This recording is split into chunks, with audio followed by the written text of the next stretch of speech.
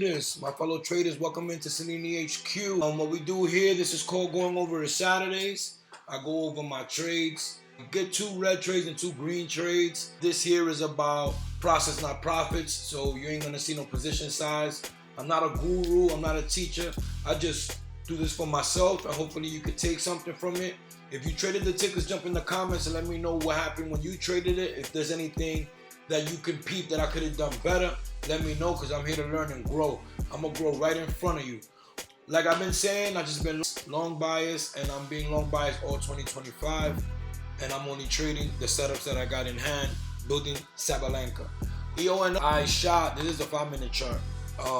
When it held right here, I shot looking for it to continue up and break out from this top, because left of the chart, I felt like this was gonna hold, because there was like some support. As you can tell, it consolidated here. It popped through my vein, so that was good, but then it showed top action right under this resistance from left of the chart. So I wasn't feeling that. It was a higher low, but it was like consolidating, playing game that you don't know where it's going type. But once it cracked the vein here, I wasn't feeling it at all. So when it dropped, it's just, this is feel now, because I was being patient. I'm trying to get good entries and good size. You know, I was talking to my trading buddy Kelvin.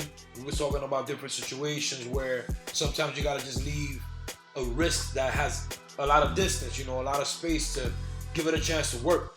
Especially now, the way things has just been reversing. Things dip and they reverse certain situations. But then feel kicks in, because the way it snapped, you know, we're already seeing higher lows right here, but when it snapped the vein right there, I was leery. Then you got this support from the higher low cracked.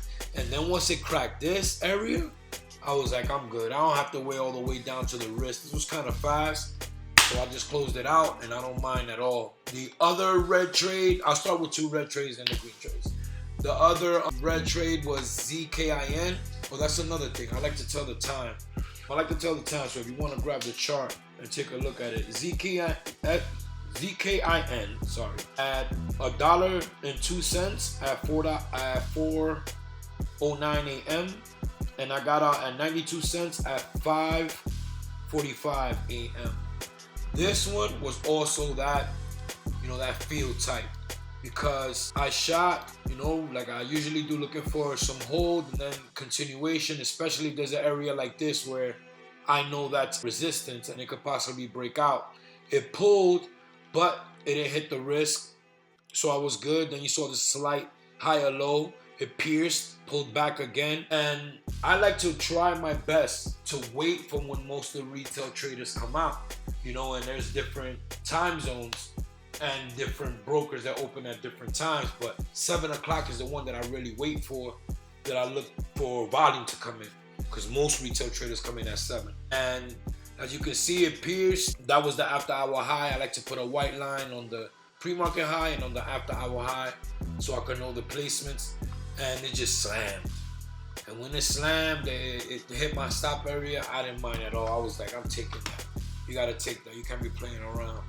And then the green trades, Mlgo was a goodie. Mlgo, man, hold up. I like telling you guys the time, because I'm telling you, it's good to go into the chart and the time when it happened. It's like, it really is.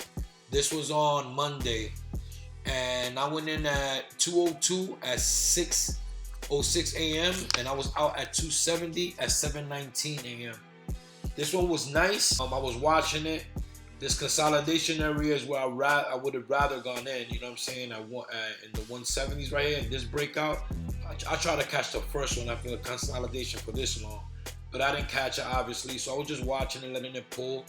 But once I saw this action above all this support area that's to the left of the chart, I already told you guys what my lines represent and the colors.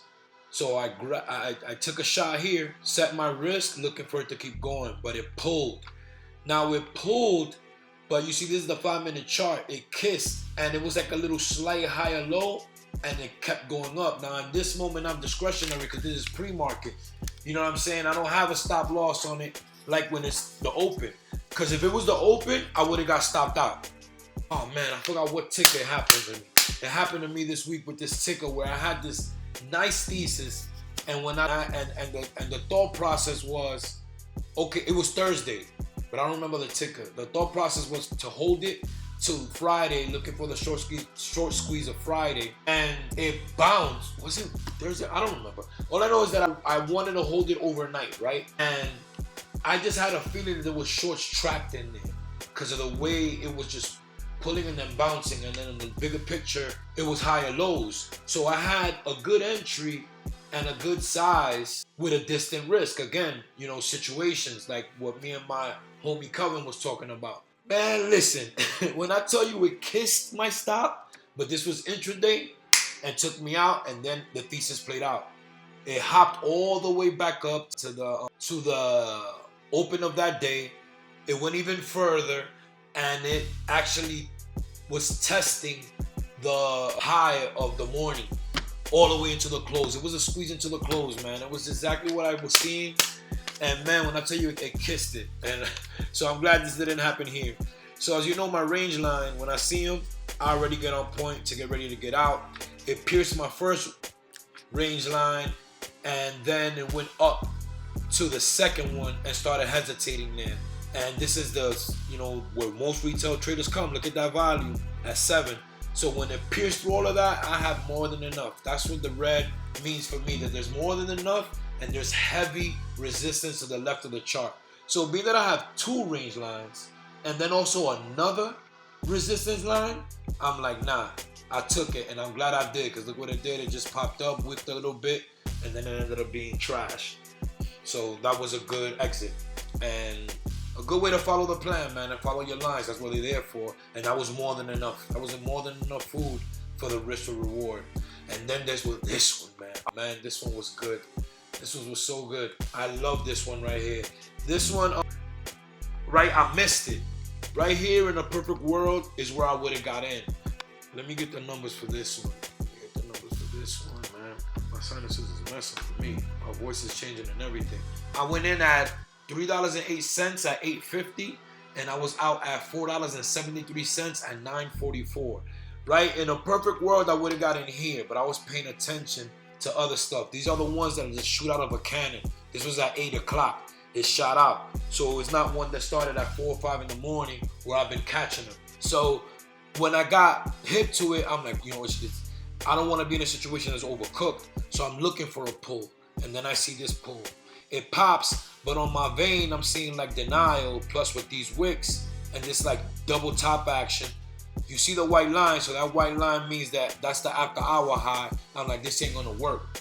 And once it pulled and held slightly higher low from this that I know is an important spot, I was like, hold up, this might pierce the vein and go crazy. So I got a proper size because I know I missed the perfect world entry. So the later on a move like this, I make sure that I have lighter size. If I would have got in here, I would have been heavier. So I got in there, it pierced through my vein, pulled, and then you see this double bottom. This is the 5-minute chart, but this is the double bottom. At the open, it dipped and ripped. And I love a dip and rip. I rather that when I'm in pre-market, and if I feel the chart is telling me to hold into the open, I'd rather it dip and rip than it pop first. Because when they pop first, usually they meet resistance and they slam back down. Remember, I'm a long bias trader through a short seller's eyes. I'm a day walker, man. I'm a day walker. That's why I'm just strictly trading longs, because I want to get this so I can bring the short program into this one. That's the mission for the next 2 to 3 years.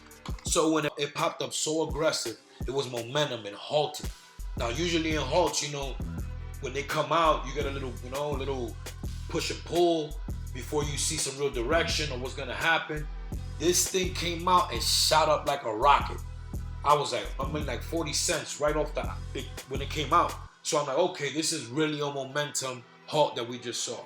But these wicks right here, I was like they were slamming. They was going up and down. Like this is 5 minutes. On the minute chart, it was moving like radical. So I said, you know what? What I see there, my range line. I just got out, and good thing, because it bounced back and all of this, and then ended up being trash and fading for the rest. And that was my trades. The good ones and the bad ones. All I'm trying to do is be patient. I'm trying to stick to my script. You know, like I said, to me, I'm looking at this like I'm a newbie. I am a newbie. I'm just a newbie with experience. But I failed horribly as a long bias trader.